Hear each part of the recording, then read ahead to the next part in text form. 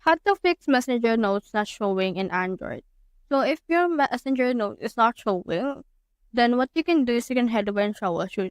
As of right now, my note is showing. So if you're having that problem, that's what you can do is you can head over and do your actual Play Store and then search for Messenger. And if there's an update option, head over and update it. Alternatively, you can also go right here to your browser and then search for is Messenger down. So once you have searched for it, you're going to see in here the down detector. So click on it.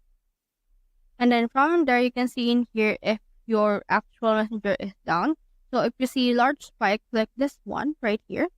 This means that there's actually a problem with the messenger.